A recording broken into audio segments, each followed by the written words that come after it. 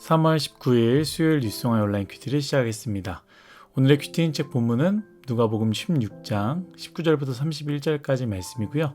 제가 읽을 말씀은 31절 한 절의 말씀을 읽도록 하겠습니다. 이르되 모세와 선지자들에게 듣지 아니하면 비록 죽은 자 가운데서 살아나는 자가 있을지라도 권함을 받지 아니하리라 하였다 하시니라. 아멘. 오늘 여러분들과 함께 문 앞에 놓인 천국, 내 앞에 놓인 말씀, 문 앞에 놓인 천국, 내 앞에 놓인 말씀이라는 제목으로 큐티를 나누도록 하겠습니다. 샬롬. 오늘도 말씀을 시작하신 여러분 주님의 이름으로 축복합니다. 사실 오늘 말씀은 월요일부터 시작되는 재물에 대한 말씀으로 연결되어지는 부자와 거지 나사로에 대한 이야기입니다. 감사하게도 보이는 큐티 그리고 우리 전도사님 통해서 월요일 화요일 큐티를 잘 나눠주지 않았습니까? 그래서 굳이 연결시켜서 하지 않으려고 합니다. 왜냐하면 부자와 이 나사로의 이야기 자체만으로도 메시지를 많이 담고 있기 때문입니다. 그래서 저는 오늘 부자와 나사로의 이야기로 세 가지를 여러분들과 함께 나눠보려고 합니다. 첫 번째는 부자라고 잘 사는 것은 아니다. 오늘 말씀에 등장하는 부자는 말 그대로 호화로운 삶을 살고 있었습니다. 말 그대로 부자입니다. 그런데 여러분, 종종 우리는 부자를요, 잘 산다고 표현합니다만 우리가 착각하지 말아야 되죠. 부자와 잘 사는 것은요, 같은 의미가 아닙니다. 그런데 우린 종종 어떤 사람이 좋은 차를 타고 다니거나 좋은 옷 혹은 좋은 집에 사는 것을 보면서 아, 저 사람 진짜 잘 살아 라고 우리는 그렇게 이야기를 하죠. 그런데 부자와 잘 사는 것은 같은 의미가 아닙니다. 부자는 말 그대로 많은 부를 가진 것이죠. 그러나 우리가 워낙 물질적이다 보니까 그리고 돈을 가장 중요한 가치라고 여기다 보니 잘 사는 것을요, 그저 돈 많은 것과 동일시 여깁니다. 하지만 여러분 생각해 보십시오. 돈은 많으나 삶이 얼마나 엉망인 사람들이 많이 있습니까? 반대로 형편은 어렵지만 삶을 정말로 가치 있게 살아가는 말 그대로 잘 사는 사람들이 있다라는 것이죠. 여러분들은 잘 사는 사람입니까? 아니면 못 사는 사람입니까? 형편의 크기보다 더 중요한 질문 아니겠습니까? 명품은 두르고 해외여행은 다니며 멋진 곳, 맛있는 곳에 가서 SNS 사진을 올리지만 정말 인생을 가치 있게 살아가는 잘 사는 사람인지 아니면 그 반대인지 우리 스스로를 한번 생각해 보면 참 좋을 것 같습니다. 여기서 나오는 부자는요, 말 그대로 부자이지 잘 사는 사람은 아니었습니다. 이유는 말씀에서 발견할 수 있는데요. 19절, 20절 말씀을 읽어보도록 하겠습니다. 한 부자가 있어 자색 옷과 고운 베옷을 입고 날마다 호화롭게 즐기더라.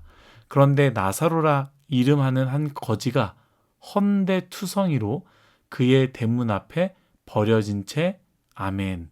이 부잣집 집 문 앞에 누가 있다고요? 거지 나사로가 있었습니다. 말씀을 읽어보면 알겠지만 그냥 있었던 것은 아니고요. 지나가는 길에 잠깐 쉬려고 있었던 것도 아닙니다. 이유는 알지 못하지만 나사로는 부상인 채로 헌데투성이로 부잣집에 버려진 것이죠. 그런데 어찌 됩니까? 부자는요, 자신의 집 앞에 버려진 나사로를 그대로 방치한 것이죠.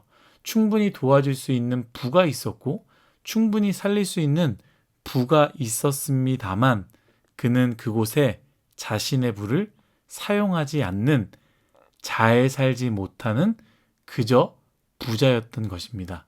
저는 간절히 바라기는요, 우리 모두가 정말로 잘 살았으면 좋겠습니다.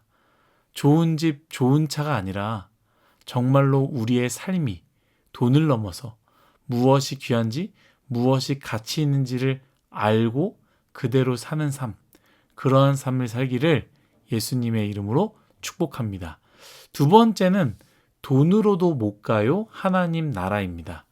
성경은요, 시간이 흘렀음을 보여주고요, 두 사람의 각각 죽은 이후의 이야기를 보여주는데요.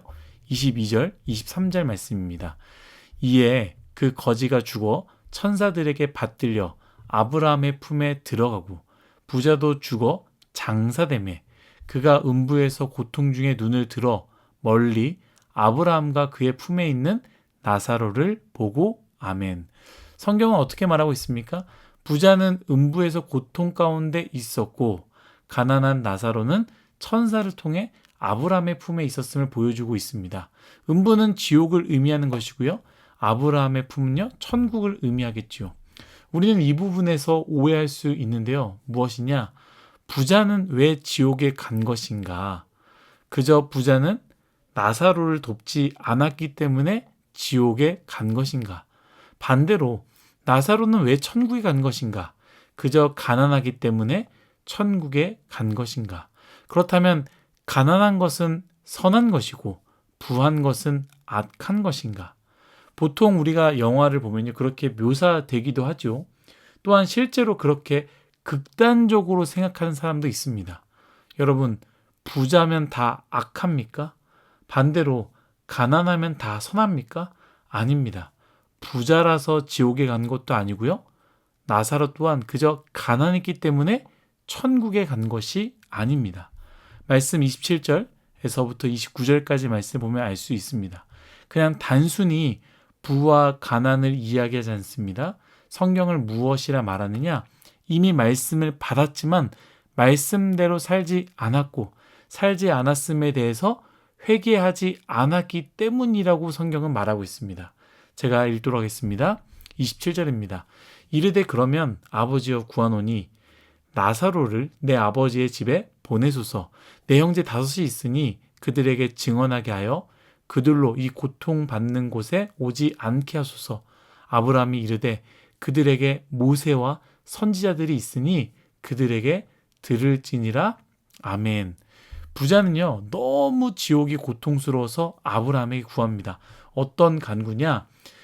나는 지옥에 있지만 내 가족들의 형제들은 이 지옥에 오지 않았으면 좋겠습니다. 그러니 나사로를 내 형제들에게 보내셔서 여기 오지 않도록 해주세요라고 간구한 것이죠. 그러자 아브라함이 무엇을 이야기합니까?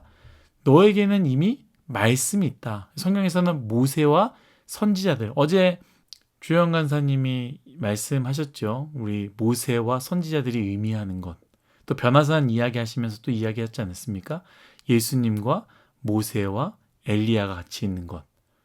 구약 성경을 의미하는 것이죠.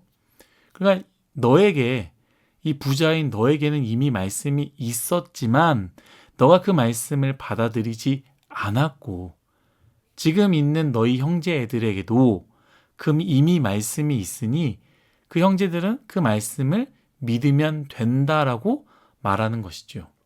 사랑하는 일송아 여러분, 천국은요, 돈으로 살 수 없습니다. 돈으로 천국에 갈 수 없고요.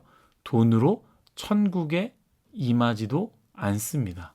오직 예수님이신 말씀을 믿을 때, 그 말씀을 믿을 때 천국을 소유할 수 있음을 믿으시길 예수님의 이름으로 축복합니다. 마지막 3번째, 믿음은 기적이 아니라 말씀을 들음으로입니다.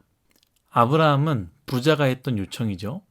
죽은 자가 형제들에게 가서 경고해달라는 그 요청을 거부하며 이미 너의 가족들, 너의 형제들에게는 말씀을 가지고 있으니 그 말씀을 통하여 회개할 수 있는 기회는 충분하다라고 말한 것이죠.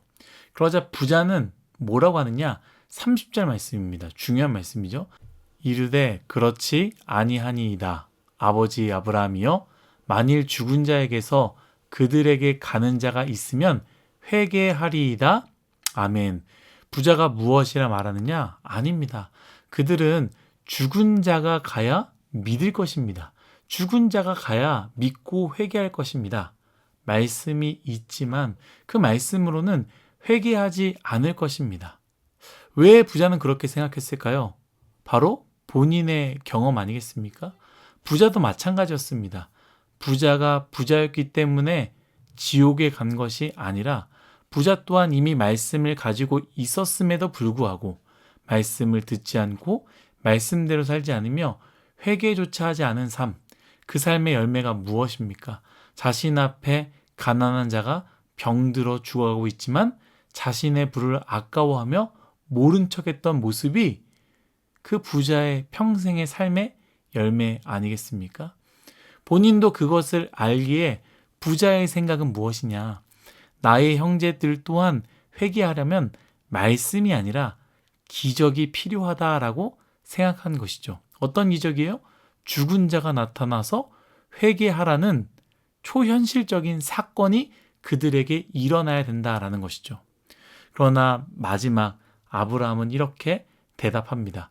이르되 모세와 선지자들에게 듣지 아니하면 비록 죽은 자 가운데서 살아나는 자가 있을지라도 권함을 받지 아니하리라 하였다 하시니라. 아멘. 사랑하는 여러분, 여러분들은 어떠하십니까? 믿어지지 않는 이유가 기적이 없어서 그렇습니까? 기적이 있다면 믿음이 생길 것 같습니까? 많은 사람들이 그렇게 생각하죠. 기적, 초현실적인 현상이 내 앞에 일어난다면, 내 앞에 눈에 보인다면, 내 삶 가운데 일어난다면 믿을 수 있을 것 같으니 나에게 그런 일들이 일어나길 바랍니다라고 바라지만요. 믿음은요, 기적을 본다고 해서 생기는 것이 아닙니다. 성경 말씀은 이 부분을 명확하게 말하죠. 로마서 10장 17절 말씀입니다. 그러므로 믿음은 들음에서 나며 들음은 그리스도의 말씀으로 말미암았느니라. 아멘. 천국은 믿음으로만 소유할 수 있는데요. 그 믿음은 기적으로 말미암아 생긴다고 말하지 않습니다. 성경은 명확하게 말하고 있습니다. 믿음은 들음에서 나고요. 들음은 그리스도의 말씀이라고요. 믿음이 없으십니까? 그래서 기적을 혹시 바라고 있습니까? 어떤 놀라운 사건이 일어나길 바라십니까? 여러분, 그 어떠한 기적이 일어나도, 아니 꿈에서 돌아가신 할아버지 할머니가 나타나서 너 신앙생활 잘해라라고 말해도요, 믿음은 생기지 않습니다. 왜냐? 믿음은 말씀을 들음에서 나기 때문입니다. 믿음이 없다면 어떻게 됩니까? 더 말씀으로 나아가시고 더 말씀을 들으시기를 예수님의 이름으로 축복합니다. 사랑하는 이송아 여러분, 오늘 말씀을 꼭 기억했으면 좋겠습니다. 잘 사는 우리가 되길 축복합니다. 돈과 상관이 없습니다. 형편이 어려워도 말씀대로 산다면 우리는 이미 잘 사는 것입니다. 잘 사시기를 축복합니다. 천국은 돈으로 갈 수 있는 곳이 아닙니다. 우리가 잘 아는 찬양처럼 돈으로도 못 갑니다. 돈이 없어도 못 갑니다. 이뻐도 못 가고요. 더 절망적인 건 무엇인지 아십니까? 못생겨도 못 갑니다. 천국은 믿음으로만 갈 수 있습니다.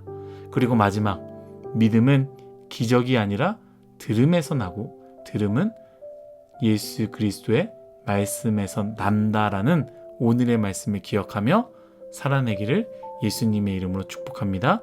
다 같이 기도하겠습니다. 하나님, 우리의 삶이 부자와 같은 삶은 아닌지요. 하나님, 말씀이 있지만 말씀대로 살지 않는 삶, 내 앞에서 그 말씀대로 행해야 되는 그러한 일들이 일어나고 있지만 말씀을 거부하는 삶은 아닌지 우리 자신을 돌아보게 됩니다. 하나님, 내 앞에 놓여져 있는 말씀을 붙잡고 말씀을 듣고 들음으로 말미암아 믿음으로 천국을 소유하며 천국의 삶을 살 수 있는 나의 인생이 되게 하여 주옵소서. 감사하며 예수님의 이름으로 기도드렸습니다. 아멘.